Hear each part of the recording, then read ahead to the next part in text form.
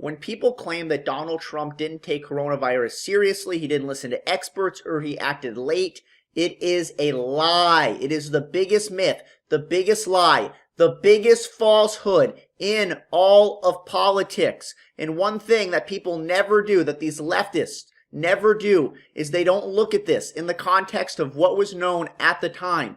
You can't make decisions from months ago with the knowledge and information that is available today. You can only make decisions based off the information, the data that is available at that moment. So let's take a look at what Donald Trump did and when he did it. So on January 29th, the coronavirus task force was formed. How many cases were there in the U.S.? Less than 10. How many deaths were there? 0. Fast forward 2 days later, January 31st, Donald Trump cuts off travel to China, instates the China travel ban. How many coronavirus deaths? 0. And we are cutting off travel to China. And he was called a xenophobe, a racist for doing this. Then we look at February, which is widely viewed as this big lost month, but it wasn't at all. On February 14th, the CDC announced working with 5 public labs across the U.S. to begin community-based influenza surveillance, where they began testing people with flu-like symptoms to identify if they had coronavirus. 10 days later, February 24th, Republicans presented a bill to Democrats for $2.5 billion in funding so they could gear up for testing, for research, for PPE. The Democrats, in particular Nancy Pelosi, said the bill was dead on arrival. She would not even allow this bill to be voted on. And at the time, how many deaths did we have for coronavirus? We had 1 death. We had very few cases. And we're trying to spend $2.5 billion to gear up to fight, to prepare for the coronavirus. But the Democrats don't let it happen. They say, no, bill is dead on arrival. And then fast forward to March 5th. And this date I'm going to point out in particular because many people say that Donald Trump was downplaying the virus. He wasn't taking it seriously. So let's take a look at what Donald Trump's top health advisor, who the Democrats are now praising, as they are now propping up as the greatest person ever, as the voice that everyone should listen to in terms of coronavirus. Let's take a look at what he had to say on March 5th. What is the risk of actually getting infected with the coronavirus? The risk in the United States as a whole is still low. The risk is low. You hear that? Dr. Fauci on March 5th was saying that the risk of the coronavirus here in the U.S. is low. On March 13th, which is what, 8 days later, 8 days after, Dr. Fauci said the risk of coronavirus is low. 8 days later, Donald Trump declares a national emergency. And then 3 days after that, announces 15 days to stop the spread. At the time when he announced 15 days to stop the spread, which was the first major federal lockdown, there was less than 100 coronavirus deaths in the U.S.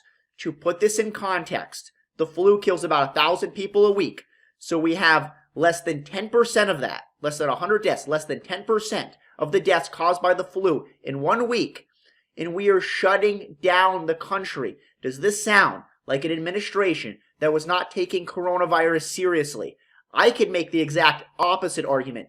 These steps are unprecedented. We have never seen a country shut down for something that at the time was not this big, massive threat, right? It killed less than 100 people. So just on the speculation that it was going to grow and we wanted to contain the virus, we shut down the country with less than 100 deaths. People forget this. They forget what we knew at the time and what we did and when we did it. So you need to put these things in context. Fast forward to March 23rd. Dr. Fauci has an interview, and let's hear what he has to say about the federal government's response to coronavirus. We've never had a threat like this, and the coordinated response has been, there are a number of adjectives to describe it. Impressive, I think, is one of them. I'm down at the White House virtually every day with the task force. I'm connected by phone throughout the day and into the night. When I say night, I'm talking 12, 1, 2 in the morning. I'm not the only one. There's a whole group of us that are doing that. It's every single day. So I can't imagine that under any circumstances that anybody could be doing more. The coordinated efforts were impressive. Under any circumstances, he couldn't imagine that anybody could do any more. I can't think of stronger words of praise that someone could express. I'm surprised that Dr. Fauci wasn't attacked by the liberal mob on his way out from that interview. He can't imagine anybody doing more under any circumstances. You can't possibly give stronger words of praise than that. And lastly, any notion that Donald Trump didn't listen to his top health advisor, Dr. Fauci, dispelled by Dr. Fauci himself. Roll the film. The first and only time that Dr. Birx and I went in and formally made a recommendation to the president to actually have a, quote, shutdown in the sense of not really shutdown, but to really have strong mitigation. We discussed it. Obviously, there would be concern by some that, in fact, that might have some negative consequences. Nonetheless, the president listened to the recommendation and went to the mitigation. The next second time that I went with Dr. Birx into the president and said, 15 days are not enough. We need to go 30 days. Obviously, there were people who had a problem with that because of the potential secondary effects. Nonetheless, at that time, the president went with the health recommendations, and we extended it another 30 days. Let that sink in. The very first time Dr. Fauci came to the president and made a strong recommendation for mitigation, the president went with that and went with the health expert recommendation. The very first time. The liberal media does not want you to hear this. They don't want you to know about these clips. But they're on video record. They're trying to create this revisionist history, to try to create this false illusion that the entire time Dr. Fauci was at odds with Donald Trump, that Donald Trump was at odds with all of his health experts. It is a lie. It is a myth. It is a falsehood. Debunked, dispelled by Dr. Fauci himself. And this is what the liberal media tries to do. If Dr. Fauci says something that is even remotely complimentary to the president or the federal government, they will do one of two things. Either they will do this, they will play the stupid game of I can't see you, I can't hear you, I didn't see it happen. They either ignore it completely, or they say, oh, Dr. Fauci's just saying that to keep his job. In other words, calling him a liar. So the guy that they are propping up as this heralded health expert, they will just call a liar the second he pays any tribute or praise to the federal government or the president. That is the stupid game they like to play. It is a war on facts. It is revisionist history, and we can't let them get away with it. Even conservative media outlets haven't done a good job dispelling this. Now let's talk about testing and deaths. Notice how the liberal media, they love to cherry pick data points whenever they talk about this. When they talk about deaths, they talk about total number of deaths. But then when they talk about testing, do you ever hear them mention the total number of tests?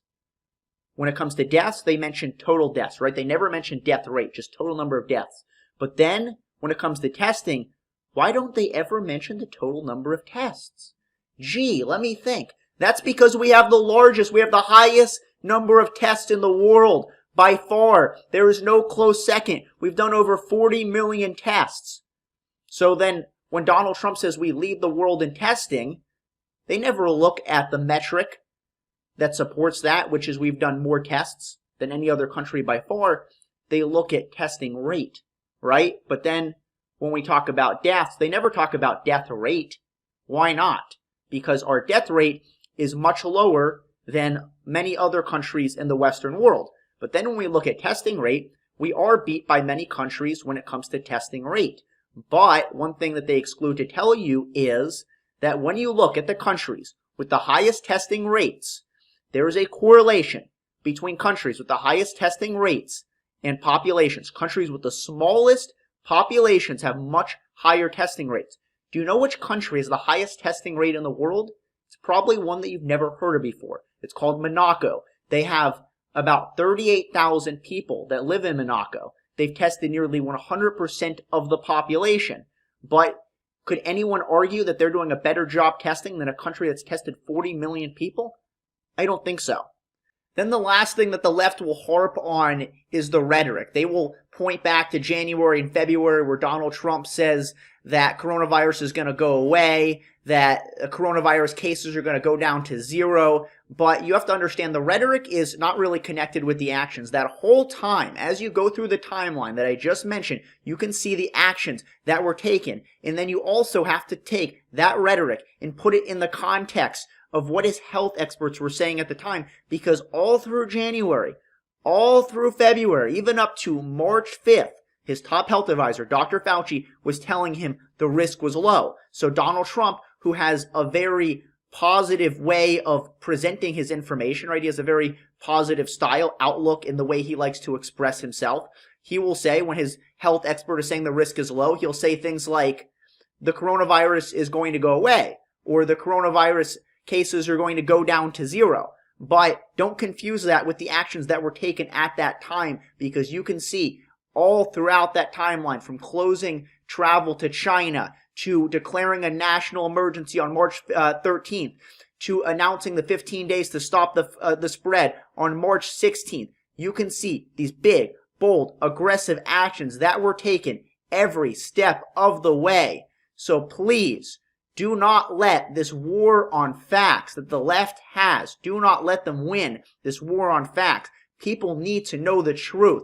They can't be living in this imaginary false land that the left creates, this revisionist history. Please share this video. Let other people see it. People need to know the truth. They have to know the facts. And like I said, even the conservative media outlets are not doing a good enough job at dispelling these absolute disgusting lies. They are downright lies. You have to look at the timeline. You have to look at everything in the context of what was known at the time. And they are not doing this. So once again, please share this video, comment on this video, like my video, subscribe, and I will see you all next time.